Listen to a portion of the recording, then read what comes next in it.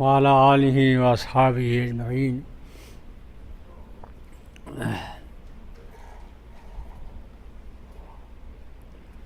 وإذا الصحف نشرت اعوذ باللہ من الشیطان الرجیم بسم اللہ الرحمن الرحیم۔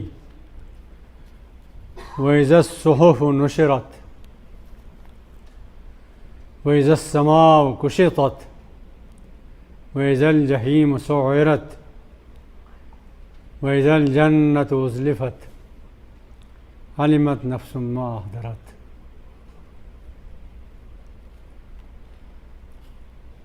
یہ چند باتیں قیامت سے متعلق ہیں۔ جب انسان وہاں زمین سے اٹھ کر میدان حشر میں پہنچے گا، اس وقت کا یہ ذکر ہے۔ وَإِذَا الصُّحُفُ نُشِرَتْ، جب صحیفے کھول دیے جائیں گے، نامہ عمل ہاتھوں میں دے دیا جائے گا۔ نامہ عمل جو ہاتھوں میں دیا جائے گا، اس کا قصہ واقعہ کل تفصیل سے میں نے بتایا تھا۔ ایک وہ لوگ ہوں گے جن کے سیدھے ہاتھ میں، دائیں ہاتھ میں نامہ عمل دیا جائے گا، اور ایک وہ ہیں جن کو پیچھے سے بائیں ہاتھ میں دیا جائے گا۔ وہ اپنا ہاتھ پیچھے وہ کریں گے کہ ہمیں نہ ملے تو اچھا ہے، مگر پیچھے سے دے دیا جائے گا، پکڑا دیا جائے گا۔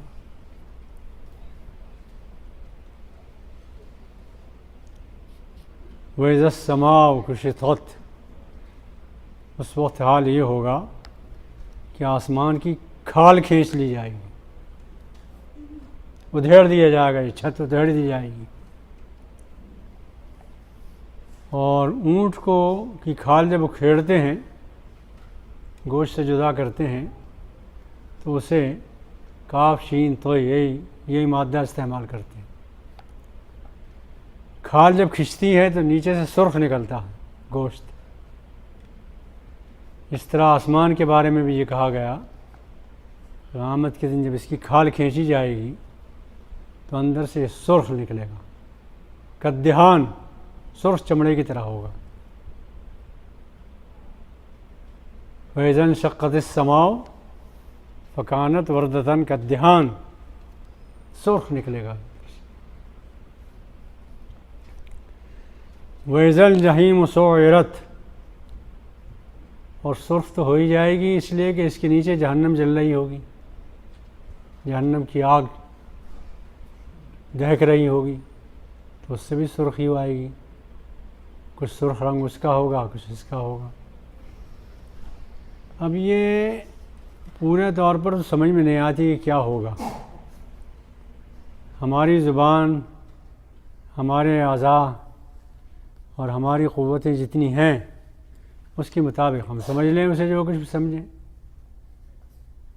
صحیح بات تو اسی وقت سمجھ میں آئے گی جب ہم وہاں انشاءاللہ پہنچیں گے، اور یہ یقینی ہے کہ پہنچیں گے انشاءاللہ، یہ حقیقت ہے۔ وَإِذَا الْجَحِيمُ سُعِّرَتْ وَإِذَا الْجَنَّةُ أُزْلِفَتْ، اور جنت بہت قریب کر دی جائے گی۔ کچھ بندے ہوں گے جنت کو دیکھ رہے ہوں گے کہ ہمارا ٹھکانہ یہ ہے، کچھ بندے ہوں گے جو جہنم کو دیکھ رہے ہوں گے اور کانپ رہے ہوں گے کہ یہ ٹھکانہ اب ہمارا ہے۔ دونوں چیزیں دکھا دی جائیں گی۔ انہی کی چیزوں کے انکار پر آج کی ساری زندگی مرتب ہے ہر انسان کی، اس لیے کہ یہ آخرت کا عقیدہ ذہنوں سے نکلا ہوا ہے، اور یہ عقیدہ جب اس پر قرآن نے اتنا زور دیا ہے، اتنا بنیادی عقیدہ ہے کہ آخری پارے کی تمام صورتیں اسی بنیاد پر ہیں، اور چھوٹے چھوٹے فقرے ہیں کہ بچے یاد کر لیں، پڑھتے رہیں، بار بار دہراتے رہیں۔ مکے کے بچے کس طرح پڑھتے ہوں گے، اس کے لطف لے لے کے پڑھتے ہوں گے، اس لیے کہ عربی زبان تھی ان کی۔ علمت نفس ما احضرت، اس دن ہر انسان جان جائے گا کہ آج کے لیے اس نے کیا تیاری کی تھی، کیا لے کے آیا ہے، کیا حاضر کیا اس نے، کیا اعمال اس کے پاس ہے، کیا توشہ اس کے پاس ہے۔ ہمارے ہاتھ تو خالی ہیں، کوئی توشہ نہیں ہے۔ ایک اور بات بتائیں آپ کو،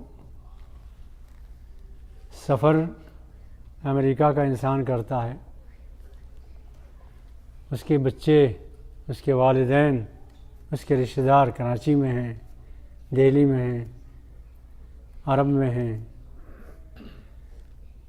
سفر کرتا ہے، یہاں تک آتا ہے، 2 سال کے بعد 3 سال کے بعد جاتا ہے۔ جب واپس جاتا ہے تو بہن کے لیے یہ تحفہ ہے، بھائی کے لیے یہ تحفہ ہے، چچا کے لیے یہ تحفہ ہے، ماں کے لیے یہ تحفہ ہے۔ ہم زندگی کے لمبے سفر سے واپس جائیں گے اللہ کے پاس، کیا تحفہ ہے، کیا پیش کریں گے؟ نہ نمازوں میں جان ہے، نہ روزوں میں جان ہے، نہ دنیا میں کوئی دعوت کا کام کیا ہے، نہ اسلام کی اشاعت کا کام کیا ہے۔ علمت نفس ما حضرت، خالی ہاتھ ہیں۔ ہر انسان جاننے آئے گا کہ میں کیا لایا ہوں، اور ہر ایک کو معلوم ہے کہ میں کیا کر رہا ہوں۔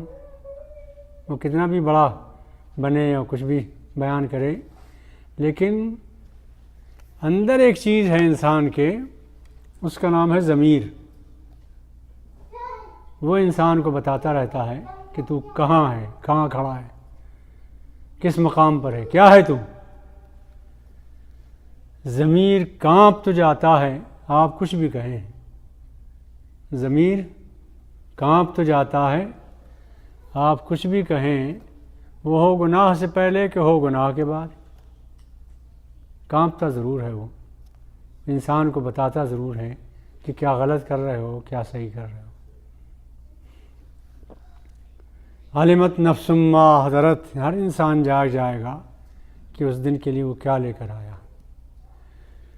اس لیے کہ میں نے بہت تفصیل سے بتایا تھا کہ کس طرح انسان اپنا نامہ عمل تیار کر رہا ہے، شب و روز لگا ہوا ہے نامہ عمل تیار کرنے میں، اپنے ہاتھوں سے لکھ رہا ہے۔ ایک دن اس نامہ عمل کا آخری ورق الٹے گا، اس کی آنکھ بند ہو جائے گی، کتاب بھی بند ہو جائے گی۔ یہی کتاب یا دائنے ہاتھ میں ملے گی یا بائیں ہاتھ میں ملے گی۔ اس کے بعد پھر اللہ تعالیٰ نے قسمیں کھائی ہیں آسمان کے کچھ سیاروں کی، ستاروں کی۔ 5 ستارے ہیں آسمان میں، زحل، مشتری، عطارد، زہرہ، یہ 5 ستارے ہیں، ان کی قسمیں کھائی ہیں اللہ تعالیٰ نے۔ اور یہ ستارے بتاتے ہیں کہ کیا نظام ہے آسمان کا۔ تو کہنا اللہ تعالیٰ کو یہ ہے کہ جس نے کائنات میں اس عظیم آسمان میں اتنا بڑا نظم قائم کر رکھا ہے، اور ہر ایک پابند ہے اس نظم کا، تو ان مشرکین کا یہ کہنا کہ یہ ستارے اثر انداز ہوتے ہیں زندگیوں پر، اور ان سے قسمتیں بنتی ہیں لوگوں کی، کہانت، نجومی علوم ایجاد کر رکھے ہیں، سب غلط ہے۔ صرف اللہ کے مطیع فرمان ہیں، وہ ان پر کسی کا حکم نہیں چلتا، نہ ان کے اندر کوئی تاثیر ہے، نہ ان کے اندر کوئی اثر ہے۔ وہ تو جس ڈیوٹی پر لگا دیے گئے ہیں وہ ڈیوٹی انجام دیتے ہیں، بس۔ قادر مطلق تو اللہ تعالیٰ ہے۔ اس لیے ان سے اثر لینا بالکل بیکار ہے۔ یہ تو ایک پابندی کر رہے ہیں اس نظام کی، اس نظام اطاعت کی جو اللہ نے ان کے لیے بنا دیا ہے۔ تو جس خدا نے اتنا بڑا نظام بنایا ہے اور شب و روز اطاعت ہو رہی ہے اس کی، یہ کائنات بے مقصد تو نہیں ہو سکتی۔ اور اسی کے اندر انسان کو پیدا کیا، اس کی کچھ ذمہ داریاں لگائی ہیں، احساسات دیے ہیں، جذبات دیے ہیں، عقل دی ہے، سوچ دی ہے، دماغ دیا ہے، دل دیا ہے۔ تو اس انسان سے جو ذمہ دار بنایا گیا، اس سے کوئی پوچھ گچھ نہیں ہوگی کہ اتنا بڑا کائنات میں اس کو رکھا تھا اور اسی کی خدمت کے لیے لگایا تھا زمین و آسمان کو۔ سخر لکم اللیل والنہار، رات و دن کو تمہارے لیے مسخر کیا۔ سخر لکم الشمس والقمر دائبین، شمس اور قمر کو ہم نے تمہارے لیے مسخر کر دیا ہے، وہ تمہاری خدمت میں شب و روز لگے ہوئے ہیں۔ ظاہر ہے سورج نکلتا ہے کس کو روشنی دیتا ہے، سورج نکلتا ہے کس کے غلے پکاتا ہے، کس کے لیے پکاتا ہے، سمندروں سے بھاپ اڑاتا ہے سورج کس کے لیے اڑاتا ہے، پانی کس کے لیے برستا ہے، سارا کام انسانوں کی خدمت کے لیے ہو رہا ہے۔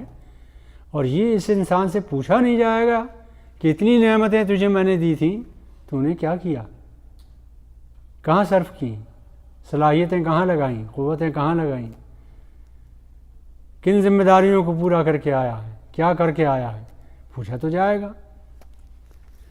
آپ ایک ملازم رکھتے ہیں گھروں میں یا دکان پر یا کاروبار میں، چند پیسے اسے دیتے ہیں، شام کو اس سے حساب لیتے ہیں۔ کبھی ایسا نہیں ہوتا کہ آزاد چھوڑ دیں اسے کہ زندگی بھر حساب ہی نہ لیں۔ اللہ نے اتنا کچھ دیا ہے آپ کو، آپ سے کوئی حساب نہیں لے گا، کیسے ہو سکتا ہے؟ تو ایک ستارہ وہ ہے بالخنس، وہ نکلتا ہے، جھپٹ ظاہر ہوتا ہے، پھر پیچھے کو پلٹتا ہے، پھر سامنے آتا ہے۔ اور یہی صفت ہے شیطان کی۔ شیطان بھی ایک دم مسلسل حملے نہیں کرتا، ایک حملہ کرتا ہے، کچھ سمجھاتا ہے، آپ کی سمجھ میں نہیں آتا تو وہ چھپ جاتا ہے، پھر کچھ دن نظر نہیں آتا، پھر کچھ عرصے کے بعد پھر پلٹتا ہے، کسی اور جہت سے حملہ کرتا ہے، کسی اور جہت سے حملہ کرتا ہے، اور ایسے اسی دلیلیں دیتا ہے کہ جو انسان حیران رہ جائے۔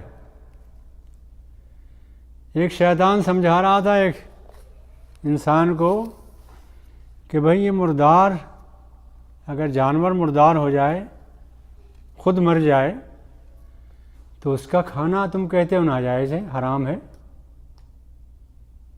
اگر خود مر جائے جانور تو اس کا کھانا حرام ہے نا، مردار ہے۔ تو شیطان نے کہا یہ بڑی بیوقوفی کی بات ہے، اللہ کے مارے بغیر کوئی مرتا نہیں ہے، تو مارا کس نے اس کو؟ اللہ نے۔ تم جو ذبح کرتے ہو تو تم نے ذبح کیا ہے، تو تمہارا ذبح کیا ہوا تو حلال ہو اور اللہ کا مارا ہوا حرام ہو جائے، یہ کیسے ہو سکتا ہے؟ سمجھایا شیطان نے، دیکھیے کیسی دلیل لاتا ہے۔ بہرحال میں کہہ یہ رہا تھا کہ چھپ چھپ کر بار بار حملے کرتا ہے، اس لیے اس کو خناس کہا ہے، من شر الوسواس الخناس الذی یوسوس فی صدور الناس، جو انسانوں کے دلوں میں وسوسے ڈالتا ہے۔ مگر یہ صرف ایسا نہیں ہوتا کہ جنات ہی میں سے ہوتا ہے، من الجنۃ والناس، انسانوں میں سے بھی ہوتا ہے۔ اور انسان جب شیطان بن جاتا ہے تو شیطان کو پیچھے چھوڑ دیتا ہے، بہت پیچھے رہ جاتا ہے بیچارہ۔ یہ جب شیطان بنتا ہے تو اور آگے بڑھ جاتا ہے۔ ایک بوڑھا انسان کھڑا تھا ایک چوراہے پر، ایک کوٹھی کو دیکھ رہا تھا، بہت بڑی عمارت بنی، محل بنا ہوا تھا۔ بہت دیر تک دیکھتا رہا، کچھ نوجوان جمع ہو گئے، انہوں نے کہا بڑے میاں کیا دیکھ رہے ہو؟ کہا اس کوٹھی کو دیکھ رہا ہوں، اس عمارت کو، محل کو، اس کو میں نے اس مغلر بنایا تھا، اور ساری بے ایمانیاں، سارے ایمانیوں کے طریقے اور غلط کمانے کے طریقے سب میں نے سکھائے اس کو، اس کوٹھی والے کو۔ اور جب اس کا محل بن گیا تو اس نے لکھ دیا ہے من فضل ربی، سب سکھایا میں نے تھا، بتایا میں نے، اور رکھا من فضل ربی۔ تو وہ شیطان تھا، وہ حیران تھا کہ یہ تو مجھے بھی دھوکہ دے گیا۔ اسی کو خناس کہتے ہیں۔ اچھا، یہ انسانوں میں سے بھی ہوتے ہیں۔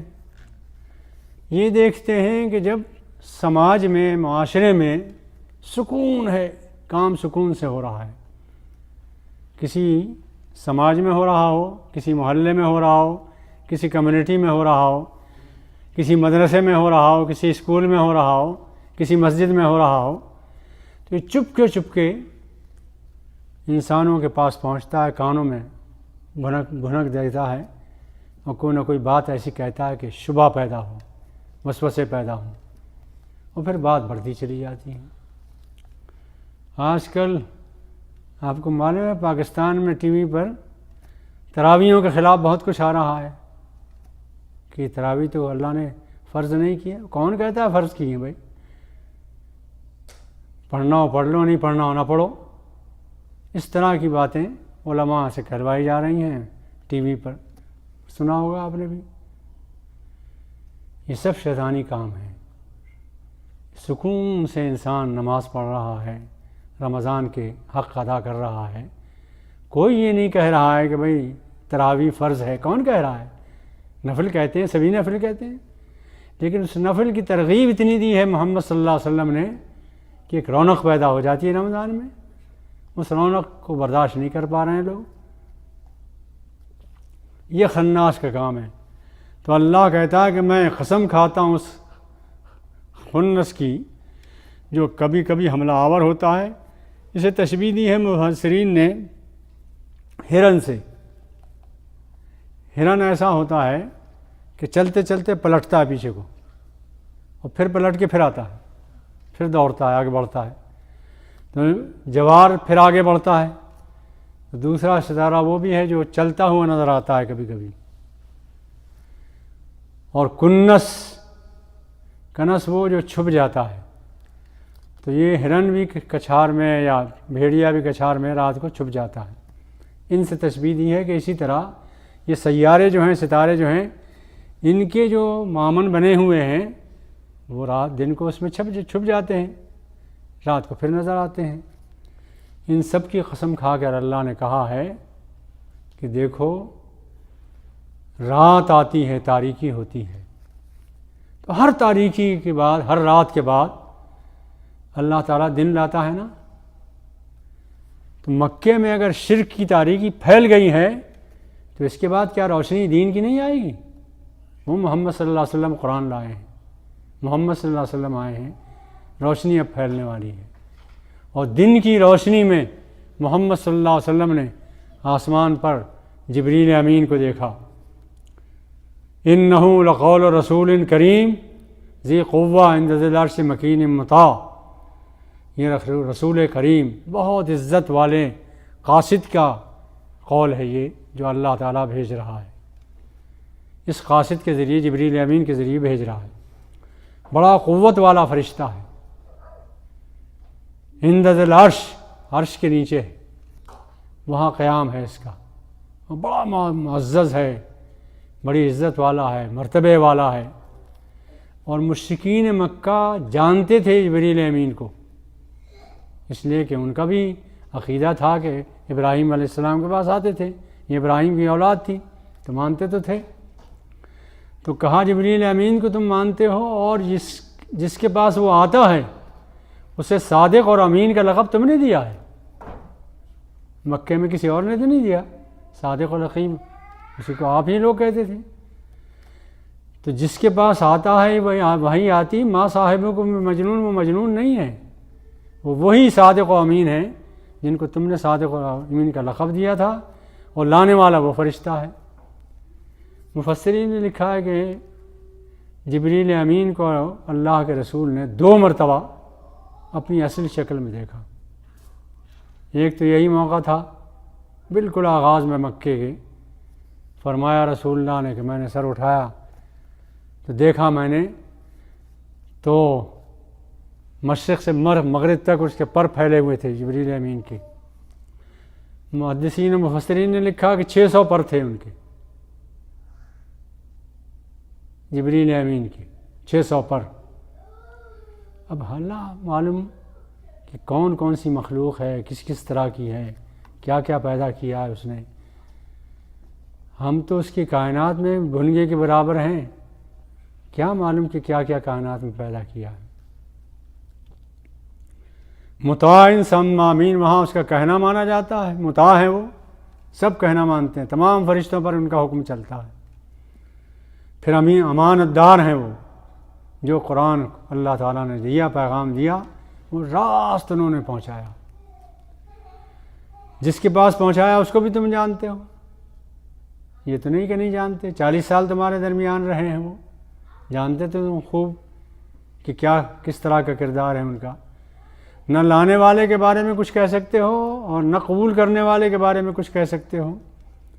وما هو بقول شیطان الرجیم، شیطان رجیم کا قول نہیں ہے، یہ شیاطین نہیں کہ وہ لے آئے، کہانت نہیں ہے اور نجوم کا علم نہیں ہے کہ جس کو لانے والے شیطان ہوتے ہیں۔ فَأَيْنَ تَذْهَبُونَ، یہ سب دیکھنے کے بعد تم پھر کہاں بھاگے جا رہے ہو، کہاں جا رہے ہو، اپنی تباہی کیوں مول لے رہے ہو؟ ان هو الا ذکر للعالمین، یہ تو اللہ کا ذکر ہے، تمام عالم کی ہدایت کے لیے ہے۔ لمن شاء منکم من یستقیم، اب جس کا جی چاہے اس کو مان کر صراط مستقیم پر لگ جائے، لیکن لگ نہیں سکتا انسان جب تک اللہ توفیق نہ دے، اس لیے اللہ سے توفیق کی دعا۔ وما تشاءون الا ان یشاء اللہ رب العالمین، تم نہیں چاہ سکتے جب تک اللہ نہ چاہے۔ یہ ذرا مشکل مسئلہ ہے کہ اللہ چاہے گا جب بندہ چاہے گا، تو یہاں سے انسان کو شبہ ہوتا ہے کہ بھائی جب اللہ کے چاہنے ہی پر ہے تو اس نے جو چاہا وہ ہوا، تب مجھے سزا کیوں دی جا رہی ہے نا؟ دیوبند کے ایک عالم گزرے ہیں قاسم نانوتوی رحمۃ اللہ علیہ، سنا ہوگا نام آپ نے، بہت ذہین انسان تھے، دیوبند قائم کیا انہوں نے۔ نانوتا ایک چھوٹا سا قصبہ ہے مظفر نگر میں، وہاں بڑی بڑی شخصیتیں پیدا ہوئیں۔ نانوتا ہے، تھانہ بھون ہے، چھوٹے چھوٹے گاؤں ہیں۔ پھلت ہے مظفر نگر میں، پھلت میں ایک ایسا عالم پیدا ہوا جس کی ٹکر کا کوئی عالم عرب میں نہیں پیدا ہوا آج تک۔ اس کی کتاب ہے حجت اللہ البالغہ، پڑھی ہے آپ نے؟ اسرار شریعت پر اس طرح کی کتاب نہ پہلے لکھی گئی نہ بعد میں لکھی گئی۔ رہنے والا وہ پھلت کا تھا، چھوٹا سا گاؤں، آج بھی ہے، غیر ادبی سا نام ہے، جاہلوں کا سا نام ہے پھلت، وہاں پیدا ہوئے۔ وہ عظیم انسان تھے، بہت بڑے عظیم انسان، مظفر نگر کے ضلع میں ہے۔ پھر قاسم نانوتوی پیدا ہوئے، یہ مناظرہ کر رہے تھے کسی سے، کوئی عیسائی تھا، مناظرے بھی ہوتے تھے نا اس زمانے میں جب انگریز تھے، تو 3 سوال کیے اس عیسائی راہب نے ان سے۔ ایک یہ کہ اللہ اگر ہے تو نظر کیوں نہیں آتا؟ شیطان آگ سے پیدا ہے، اگر جہنم میں ڈال دیا گیا تو آگ میں چلی گئی، کیا ہوا؟ کیا تکلیف ہوگی آگ کو؟ آگ سے کیا تکلیف ہوگی؟ 2 ہوئی باتیں، شیطان اگر اللہ تعالیٰ ہے تو نظر کیوں نہیں آتا، اور اس کو کیا تکلیف ہوگی؟ تو اور پھر یہ کہ جو کچھ کرتا ہے وہ اللہ تعالیٰ کرتا ہے، تو پھر انسان کو کی پکڑ کیوں ہے؟ یہ 3 اعتراضات کیے قاسم نانوتوی سے رحمۃ اللہ علیہ، تو سر جھکائے بیٹھے رہے۔ لوگوں نے یہ سمجھا کہ مولانا کو جواب نہیں آیا، بھائی 3 سوال مشکل ہیں، تو انہوں نے کسی شاگرد سے کہا کہ ایک ڈیلا اٹھا لاؤ مٹی کا، وہ اٹھا لایا، تو وہ ڈیلا انہوں نے ہاتھ میں لیا اور بہت زور سے یہاں کنپٹی پہ اس کے مارا عیسائی کے، وہ خاموش بیٹھ گئے۔ تو شور مچ گیا کہ بھائی یہ کیا بےہودگی ہے؟ تو اس نے کہا کہ صاحب یہ آپ نے کیا کیا؟ کہا نہیں میں نے کچھ نہیں کیا، جو کچھ کرتا اللہ کرتا ہے، اللہ سے شکایت کرو، مجھ سے کیوں شکایت کرتے ہو؟ میں نے کچھ نہیں کیا۔ اور تم کہہ رہے ہو چوٹ لگی ہے، تو لکھاؤ کہاں چوٹ لگی ہے؟ نظر تو نہیں آ رہی، مٹی ماری تھی، چوٹ تو لگی ہوگی لیکن نظر تو نہیں آ رہی نا چوٹ۔ اور تیسری بات یہ ہے کہ تم مٹی سے پیدا ہو، میں نے مٹی ماری تو چوٹ کیسے لگ گئی؟ تینوں کا جواب ہو گیا نا، 3 سوالات تھے۔ تو یہ سوال لوگ بہت کرتے ہیں کہ جو کچھ چاہتا ہے اللہ کرتا ہے، پھر سزا انسان کو کیوں ملتی ہے؟ یہ سوال ہے۔ اصل بات یہ ہے کہ انسان کو اللہ نے تھوڑا سا اختیار دیا ہے، اور سارا دار و مدار اسے اختیار پر ہے۔ اختیار جو اس دیا تھوڑا سا، اس کو نہ ہم بیان کر سکتے ہیں، نہ یہ کہہ سکتے ہیں کتنا اختیار ہے، وہ اللہ جانتا ہے، وہ قیامت کے دن معلوم ہوگا، لیکن دیا تو ہے اختیار۔ ہم جو کچھ چاہتے ہیں وہ کرتے ہیں، اور اسی اختیار پر سارا دار و مدار ہے، اسی پر آزمائش ہے ساری کی ساری۔ آپ جاڑے کے موسم میں